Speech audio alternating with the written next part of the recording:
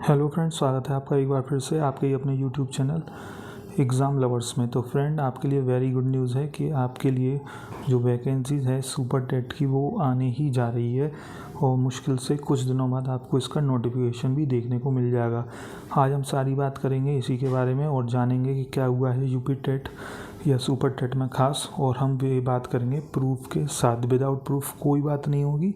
अगर आपको ये वीडियो अच्छी लगे तो हमको ज़रूर बताइएगा, ठीक है। तो इसका टाइटल आपने देख लिया होगा कि सुपर टेट की वैकेंसी अब आने ही जा रही है, ठीक है। बढ़ते हैं अगली स्लाइड पे। देखिए, ये अखबार की कटिंग है जो आज निकली हुई है। यूपी टेट की उत्तर कुंजी जारी। जैसा कि आपको मालूम होगा कि यूपी टेट की जो कल आंसर की आ गई है उसकी जो है आपत्ति जो आप कर सकते हो वो 14 तारीख तक कर सकते हो, ठीक है। जो 14 तारीख है आने वाली, यानी कि 7 दिन के अंदर भीतर आप उसकी जो है कमेंट, उसका जो है आंसर पे अपना डाउट जो है वो दे सकते हो आयोग को, ठीक है। तो इसमें देखिए ये सब वही बातें दी हुई हैं, लेकिन इसमें जो मेन बात दी हुई है कि 14 को आप रात के 12 बजे तक ही इसकी जो है आपत्ति दर्ज करा सकते हो, ठीक है। ये आप ज़रूर ध्यान रखिएगा, ठीक है। इसका मेरे हिसाब से कोई चार्ज नहीं है, आप एक बार चेक कर लीजिएगा। वैसे कोई चार्ज नहीं है, आप ऑनलाइन ही इसका जो है आपत्ति दर्ज करा सकते हो, ठीक है। इसके अलावा देखिए ये बगल में जो न्यूज़ दी है बहुत इंपॉर्टेंट हो जाती है आप लोगों के लिए। सहायक अध्यापक की भर्ती का परीक्षा का पाठ्यक्रम जारी, ठीक है। और इसमें पद देख लीजिए कितने, नगर क्षेत्र के लिए 11,508 पद, यानी कि 11,500 पद भी आ रहे हैं, ठीक है, नगर क्षेत्र के लिए। तो आज हम धीरे धीरे पूरा जानकारी देखेंगे कि कितने और क्या क्या होने वाला है आने वाले कुछ महीनों में आपके लिए उत्तर प्रदेश में, ठीक है। और आपके लिए बिग न्यूज़ है और विथ प्रूफ जो मैंने आपको कहा था वो देखिए, सबसे बड़ा प्रूफ ये है। देखिए, आयोग आपके लिए विज्ञापन तैयार कर रहा है। जी हाँ, आप दोबारा सुन लीजिए, आयोग आपके लिए विज्ञापन तैयार कर रहा है। देखिए, ये उसकी कुछ झलकियाँ हैं जो मैं आपको दिखा रहा हूँ। और देखिए, इसके लिए जो विज्ञापन का जो प्रारूप होने वाला है वो इस तरह से होने वाला है, ठीक है। इसमें तिथियां बताई जाएंगी। प्राथमिक विद्यालय अध्यापक चयन परीक्षा के आयोजन की पृष्ठभूमि, ऑनलाइन आवेदन शुल्क क्या रहेगा, आवेदन के लिए न्यूनतम अर्हता क्या रहेगी, साथ ही वेतनमान, विज्ञप्ति, पदों का विवरण, आरक्षण, आर्थिक रूप से कमजोर वर्ग हेतु आरक्षण, परीक्षा की संरचना, ठीक है। आपके लिए बेहद जानना है। अब हमको जो मेन बातें देखनी है वो यही है कि परीक्षा की संरचना क्या होने वाली है, ठीक है। इसमें भी बहुत से लोगों का डाउट है। और महत्वपूर्ण तिथियाँ, ये भी बहुत इंपॉर्टेंट हो जाता है कि कब ये आएगी, मतलब परीक्षा होगी, ठीक है। तो ये आप देख लीजिए। अब देखिए, इसमें जो फीस जो है उसका मैं बता देता हूँ कितनी होने वाली है। आवेदन शुल्क देखिए, इन्होंने 1,000 रुपये के आसपास अभी तक बताया हुआ है, ठीक है। 1,000 रुपये के आसपास अभी लगेगा। और वहीं दिव्यांगजनों के लिए 300 और अनुसूचित जनजातियों के लिए 500 रुपये से, SC ST के लिए 500 रुपये और बाकी के लिए जनरल EWS या OBC के लिए 1,000 रुपये इसका शुल्क रहने वाला है, ठीक है। तो ये आपके लिए बहुत ही ज़्यादा खुशखबरी की बात है कि आपको अब जल्दी वैकेंसी देखने को मिलेगी। वैकेंसी पर काम भी शुरू हो चुका है और आपको अगले महीने या अगले से अगले महीने यानी कि सितंबर के फर्स्ट वीक में आपको वैकेंसी ज़रूर देखने को मिल जाएगी और आपका एग्ज़ाम जो है नवंबर या अक्टूबर तक करा लिया जाएगा। ऐसी भी संभावनाएं अभी बन रही हैं, ठीक है। आप इसको देख लीजिए किस तरह से काम चल रहा है। इसके अलावा हम बात कर लेते हैं कि कुछ जो क्वेश्चंस हैं आपके उसको ले लेते हैं। क्या प्राइमरी की वैकेंसी आएगी? बिल्कुल, आपने देखा प्राइमरी की वैकेंसी आएगी। जैसा कि मैंने आपको दिखाया, प्रूफ भी दिखाया कि प्राइमरी की वैकेंसी आ रही है। नगरीय क्षेत्रों के लिए 11,500 वैकेंसी ये तो आएगी ही आएगी। इसके अलावा मैंने कल एक वीडियो बनाया था, उसमें भी मैंने बताया था करीब 50,000 के आसपास ओवरऑल वैकेंसी आनी है। तो 50-60 हज़ार के आसपास ओवरऑल वैकेंसी आई। तो इसमें से अगर 11,000 निकाल लेते हैं तो 50,000 के आसपास ग्रामीण क्षेत्रों के लिए भी वैकेंसी आने की पूरी संभावना बनी हुई है। हालांकि अभी आयोग ने यह क्लियर नहीं किया है कि ग्रामीण क्षेत्रों में कितनी वैकेंसी आएगी, लेकिन नगरीय क्षेत्रों की आप 11,500 वैकेंसी तय मान के चलिए, ठीक है। बढ़ते हैं अगली तरफ। क्या जूनियर की वैकेंसी आएगी? देखिए, जूनियर की वैकेंसी में अभी स्थिति ऐसी साफ नहीं हो पाई है कि जूनियर की वैकेंसी आएगी या नहीं आएगी। आएगी तो कितने पदों पर आएगी, आने वाले समय में हमें ये भी पता चल जाएगा कि जूनियर की वैकेंसी आएगी या नहीं। आप कुछ टाइम वेट कर लीजिए, जब आएगी तो मैं आपको वीडियो के माध्यम से बता दूंगा, ठीक है। क्या इस बार जो सबसे इम्पोर्टेंट सवाल है वो है, क्या इस बार भी एकेडमिक के मार्क्स जोड़े जाएंगे?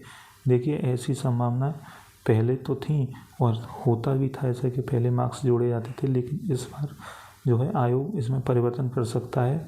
और जो मैंने ऊपर बताया था ना एग्ज़ाम की संरचना, देखिए मैंने ये बताया था आयोग में जो पैटर्न चल रहा है परीक्षा की संरचना, तो इस परीक्षा की संरचना में आप ये मान के चलिए कि इसमें बदलाव हो सकता है कि एकेडमिक्स के मार्क्स ना जोड़े जाएँ। ठीक है, अगर ऐसा होता है तो आपके लिए बहुत ही अच्छी बात है कि एकेडमिक्स के मार्क्स नहीं जोड़े जाएंगे, और इसका काफ़ी विरोध भी चल रहा है कि एकेडमिक्स के मार्क्स ना जोड़े जाएं।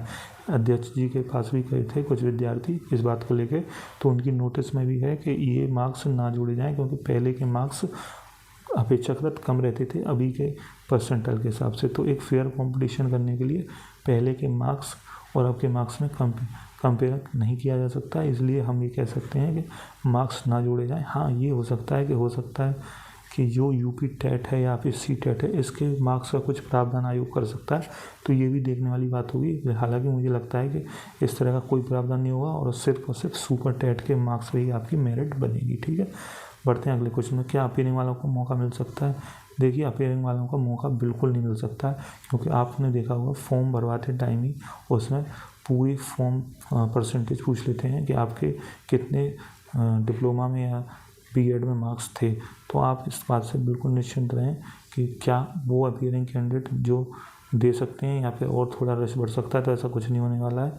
और उन लोगों के लिए चिंता का विषय है जिनकी इस साल फर्स्ट ईयर हो पाई होगी या फिर उनके पेपर नहीं हो पाए होंगे, तो उनके लिए चिंता का विषय है, क्योंकि उनको मौका नहीं मिलने जा रहा है। सिर्फ जो पास आउट हैं वही भर सकते हैं इस फॉर्म को। ठीक है, अगला है सुपर टेट का सिलेबस जारी हो गया है, तो बिल्कुल सुपर टेट का सिलेबस आयोग ने अपनी वेबसाइट पे जारी कर दिया है।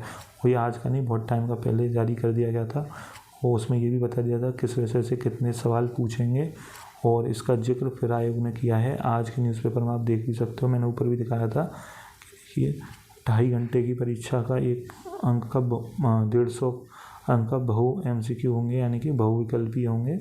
तो 2.5 घंटे की परीक्षा में एक अंक का 150 बहुविकल्पीय प्रश्न होंगे। इसमें हिंदी, अंग्रेजी, संस्कृत से 40 अंक, विज्ञान 10, गणित 20, पर्यावरण एवं सामाजिक अध्ययन से 10, शिक्षण कौशल से 10, बाल मनोविज्ञान से 10, सामान्य ज्ञान एवं समय की घटनाओं से 30, तार्किक ज्ञान, सूचना तकनीकी 5, जबकि जीवन कौशल, प्रबंधन एवं अभिवृत्ति से 10 अंकों के प्रश्न रहेंगे। ठीक है, तो ये आपके पूरे 150 अंकों का पेपर होगा, कोई नेगेटिव मार्किंग नहीं होगी।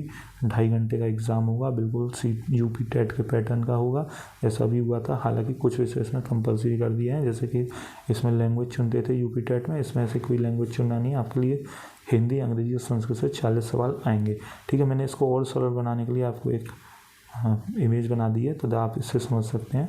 देखिए, इस इमेज में साफ साफ आप देख पाएंगे कि जो टॉप स्कोरर सब्जेक्ट हैं वो हैं भाषा। देखिए 40 अंकों का भाषा से आएगा, सामान्य ज्ञान और करंट अफेयर से 30 अंकों का आएगा ये, और विज्ञान और गणित से 20 अंकों का आएगा। ठीक है, तो आपके 90 सवाल इन्हीं तीनों विषयों से आएंगे। अभी से तैयारी में लग जाइए और इन 90 सवालों को टैकल करने की कोशिश करिए।